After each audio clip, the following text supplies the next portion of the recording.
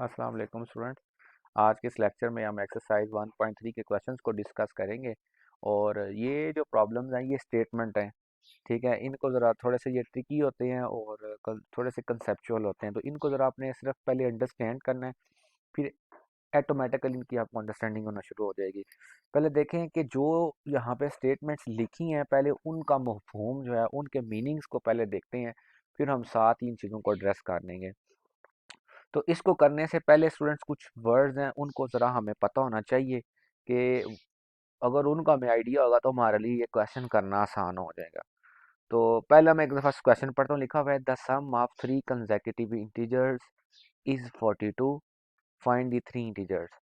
अब यहाँ पे ना सम जो है इसका क्या मतलब होता है, आप सबको पता है सम का मतलब क्या होता है, जमा करना। इसकी जगह पे सम हम लगा देते हैं। ठीक है, तो द सम है, किन का सम हमने लिखना है, of three consecutive integers. Three consecutive integer, consecutive का मतलब स्टूडेंट ऐसे होता है जैसे लिखूं मैं यहाँ पे एक्स कामा, फिर मैं लिखूं एक्स प्लस वन, फिर लिखूं एक्स प्लस टू। अब आप देखेंगे कि ये जो तीनों नंबर्स हैं इनके ये एक के बाद दूसरा इनमें एक तसलसल है। ठीक है, आप देखेंगे इन सब में एक्स जो है जमा हो रहा है। ठीक है, अब इसी ये आपने जब आपने लेट करना है ना कंसेक्यूटिव इंटीजर, तो आपने यही लेने हैं। ठीक हो गई बात। तो अब इनको हम जरा देखें कि ये क्या ये कंसेक्यूटिव इंटीजर्स हैं भी हैं कि नहीं। तो आपने एक्स की जगह पे वन पुट करें। ठीक है, एक्स अगर हम वन लेते हैं ये वाला स्टूडेंट है, एक्स की वैल्यू जो है आप वन कंसिडर करें ज़रा। मैं सिर्फ आपको थोड़ा सा बताने लगा कि हमने ये इस तरह की शक्ल यूज़ क्यों की है। तो एक्स अगर एक्स की वैल्यू आप वन रखो तो इधर रखें जी एक्स की जगह पे वन, ये हो गया वन, फिर इधर एक्स की जगह पे वन रखे तो ये टू हो गया, फिर इसकी जगह पे रखे तो थ्री। तो आप देख रहे हैं इन सब में ना एक रूल है, एक एक तसलसल है, इसीलिए इनको कहते हैं कंसेक्यूटिव, एक के बाद दूसरा। ठीक है, एक के बाद दूसरा नंबर और जिनमें कोई ना कोई तसलसल है। तो जब भी इस तरह की थ्री कंसेक्यूटिव इंटीजर्स की बात आ गई है तो हम इस तरह इनको रख सकते हैं। ठीक हो गई बात। मैंने ये भी बता दिया अगर एक्स की वैल्यू अगर हम वन रखते हैं तो आप खुद देखेंगे किस तरह के नंबर निकल रहे हैं, वन टू थ्री। अगर आप एक्स की वैल्यू आप टू रखते हो, ठीक है, एक्स की वैल्यू हम टू रखते हैं जी, एक्स इधर टू आ गया, फिर इधर रखेंगे थ्री आ गया, इधर रखेंगे तो फोर, तो फिर भी ये उसी रूल को फुलफिल कर रहे हैं। तो कंसेक्यूटिव का मतलब ये होता है कि एक तरतीब। ठीक है, एक के बाद दूसरा नंबर, जैसे फॉर एग्जांपल थ्री है, फिर फोर है, फिर फाइव है। अगर फोर रखूं, एक्स हम फोर लेते हैं तो फोर फाइव सिक्स, अगर हम फाइव एक्स रखते हैं तो फाइव सिक्स सेवन। तो आप देखेंगे तो जो भी हमने रखने हैं उसके साथ वाले भी जो भी उनमें नंबर्स आगे आ रहे हैं उनको हमने चूज करना है। यहाँ तक बात समझ आ गई है। तो उनका सम क्या है। अब यहाँ पे एक लफ्ज आ रहा है इज। इसका मतलब आप सबको पता है, इज इक्वल टू इसका मतलब होता है। ठीक हो गई बात स्टूडेंट्स। तो क्या कह रहा है, the sum of three consecutive integers is equal to 42। ठीक है, अब इन्हीं तीनों इंटीजर्स को आपने सम करना है और उसको किसके इक्वल आपने लिखना है 42। फिर हमने क्या करना है, इनको सॉल्व करना है तो थ्री इंटीजर्स हमारे जनरेट हो जाएंगे। ठीक है, अब इसके सोल्यूशन पे मैं चलता हूँ ज़रा, इसको मैं ज़रा आपको दिखा देता हूँ। ये देखिए ज़रा स्टूडेंट्स,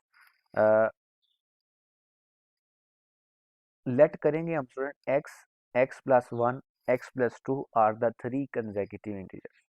फिर मैंने लिखा जी according to the question statement, जो भी क्वेश्चन की स्टेटमेंट थी, क्या स्टेटमेंट थी कि इन तीनों इंटीजर्स को का सम जो है वो 42 के बराबर है। इन तीनों को आप जमा करें और इज इक्वल टू 42 करो और ये एक आम आपके पास ना एक इक्वेशन बन जाएगी। ठीक है, जिसमें एक्स वेरिएबल इन्वॉल्व है। ठीक है स्टूडेंट्स, तो आपने क्या करना है, एक्स वाली टर्म्स जो हैं उनको अलहदा से ऐड कर लेना है। एक्स है एक्स है एक्स है तो करेंगे ये थ्री एक्स हो जाएगा। पीछे ये कांस्टेंट नंबर है वन और टू, इनको आप ऐड करेंगे तो ये थ्री हो जाएगा। फिर आप सबको पता है कि थ्री या तो आप दूसरी साइड पे ले जाओ, इधर आके ये 42 में से सब्ट्रैक्ट हो जाता है। ऐसे ही यहाँ ऐसे भी ये भी एक मैथ का रूल है। जो असल में रूल है वो यही होता है कि जो भी यहाँ पे एक्स वाली टर्म के साथ नंबर है ना है +3 है, तो दोनों तरफ -3 है जो है ना, 3 - 3 जो है दोनों तरफ ऐड करना है आप लोगों ने। तो वो ये है -3। तो रूल वो ही है, ठीक है। लेकिन हम इस असल में स्टेप्स तो ये ही है, लेकिन हम दूसरे रूल को फुलफिल करते हैं, डायरेक्टली 3 दूसरी तरफ ले जाते हैं, इस तरह नहीं करना, ठीक है। तो यहाँ पे आप देखेंगे 3 कैंसिल हो गया, इसमें से 42 में से 3 निकले 39। तो 3 इधर आके डिवाइड करेंगे तो 13 आ गया। ठीक है, बात स्टूडेंट यहाँ तक समझ आ गई है। तो अब आप देखें कि x की वह हमारी वैल्यू क्या आ गई है, 13 है। तो उन्हीं इंटीजर्स में जब हम वैल्यूज पुट करेंगे जो हमने लेट किए थे, इसकी वैल्यू अगर 13 है तो ये कितनी हो जाएगी, 13 + 1 14, 13 + 2 15। तो देखें कि ये कंसेक्यूटिव इंटीजर्स ही नहीं जनरेट हो गए। तो ये हमारे 3 रिक्वायर्ड कंसेक्यूटिव इंटीजर्स थे। ये आपको क्वेश्चन समझ आ गई है। अब हम स्टूडेंट्स एक नेक्स्ट क्वेश्चन है उसको देखते हैं, क्वेश्चन नंबर 2 को। तो इन क्वेश्चन को सिर्फ आपने पहले समझना है। अब स्टूडेंट जो क्वेश्चन नंबर 1 है इसी के रिलेटेड एक क्वेश्चन नंबर 4 है। कह रहा है numbers find two numbers who sum is 68 and difference is 22। उनका जो सम है उस वो 68 के बराबर है, और ये एक लैदा है, ये लैदा हिस्सा है, and difference is equal to 22। अब इसी क्वेश्चन को जरा ना, क्वेश्चन नंबर 4 पहले की तरह वाला था, इसी पे हम चलते हैं डायरेक्टली। बाकी फिर मैं समझाता हूँ क्योंकि इनमें आपस में एक लिंक है। तो हम लेट कर लेते हैं स्टूडेंट के let x and y be two numbers, ठीक है। तो हम लिख रहे हैं जी according to the question statement. तो एक क्वेश्चन स्टेटमेंट है, तो उसमें हमने क्या करना है कि इधर आप देखेंगे कि उनका जो सम है, दो नंबर जो है एक्स, उनका सम 68 है, और उन्हीं का डिफरेंस, जो डिफरेंस का आपको पता क्या मतलब होता है, माइनस। तो उसका माइनस आप लिखेंगे तो 22 के बराबर है, ठीक है।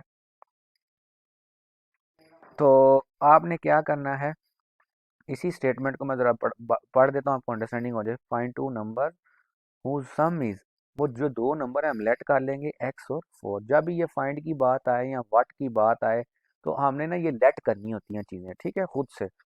तो इसी स्टेटमेंट को अगर हम देखेंगे, तो इसी को क्या देखें, इन्हीं को आपने ऐड करना है, ठीक है। तो जब हम इनको ऐड करेंगे तो वाई, ये देखें प्लस वाल। अब यहाँ पे क्वेश्चन आता है कि इन दोनों इक्वेशंस को हमने ऐड करना है या सब्ट्रैक्ट करना है। ये भी बड़ा अहम सवाल है।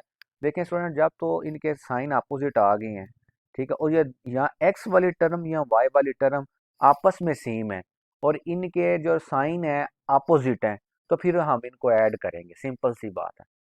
अगर तो इनके साइन सेम नहीं है, ठीक है, सेम नहीं, सेम से मुराद ये अगर तो सेम है, सॉरी सेम है, तो फिर हमें इनको सब्ट्रैक्ट करना पड़ेगा। मसलन इधर भी अगर जम आ जाता है वाई के साथ, ठीक है, तो ऊपर भी जम है, तो ये आपस में कटेंगे तो नहीं, ना ही एक्स वाले कटेंगे। तो इसलिए हम अगर सब्ट्रैक्ट रखते हैं, ठीक है, अगर हम सब्ट्रैक्ट का ऑप्शन रखेंगे तो फिर क्या होगा, यहाँ पे ना फिर तो ये दोनों ही वेरिएबल्स काट जाएंगे, लेकिन ऐसा मुमकिन नहीं होता है, ये इम्पॉसिबल सिचुएशन होती है, ठीक है।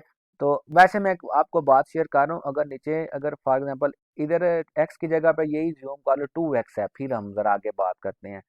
तो इधर 2x है, इधर प्लस वाई है, तो इधर इसको करेंगे तो ये माइनस नीचे आ जाएगा, फिर माइनस है, ठीक है। ये दोनों अब कट जाएंगे, ये कब कटेंगे, जब लिखूंगा साइन को दोनों को हमने सब्ट्रैक्ट करना है, ठीक है। तो अब ये कट जाएंगे। तो अब ऑलरेडी आपको पता है यहाँ पे प्लस है, यहाँ पे माइनस है, हमें साइन चेंज करने की ज़रूरत तो नहीं है। तो फिर हम इनको ऐड की सिचुएशन में लेके आते हैं, ऐड करते हैं। तो इनको ऐड किया तो ये कट गए, 2x आ गया। तो ये देखें ज़रा, x का आंसर क्या आ गया, 45। और इसी x की वैल्यू को स्टूडेंट्स, जो हमने ये दो इक्वेशन जनरेट की थी, ये वाली और ये वाली, इन्हीं में से किसी एक में पुट करें x की वैल्यू, ठीक है। हमेशा ओरिजिनल में वैल्यूज पुट करनी होती हैं, ये याद रख लो, ओरिजिनल। लेकिन कुछ क्वेश्चंस ऐसे होते हैं ठीक है, उनमें हमें जो जो भी आगे रिक्वायर्ड फॉर्म आती है, हम उसी में ही उसको पुट करना होता है। वो जैसे एलिमिनेशन मेथड होता है, उसमें हम ना वेरिएबल एक को निकालते हैं, उसमें वैल्यूज पुट करनी होती हैं। लेकिन इधर आपके पास जो ओरिजिनल है उसी में ही आपने पुट करनी है। एक्स की वैल्यू पुट की तो इक्वेशन 1 में, इधर 45 है, ये y ऐसे ही रहा 68, ये 45 इधर आके सब्ट्रैक्ट हो जाएगा, या इस तरह आप दोनों तरफ इसको सब्ट्रैक्ट करेंगे 45 के साथ। ये परेशान होने वाली बात नहीं है दोनों तरफ, क्योंकि हमने 45 को रिमूव करना है, ये तब भी होगा अगर यहाँ पे -45 आए। तो दोनों तरफ -40 45 कर देंगे, -45 दोनों तरफ ऐड कर दोगे, तो यही आखिर में सिचुएशन आएगी। तो वाई का आंसर आ जाएगा 23।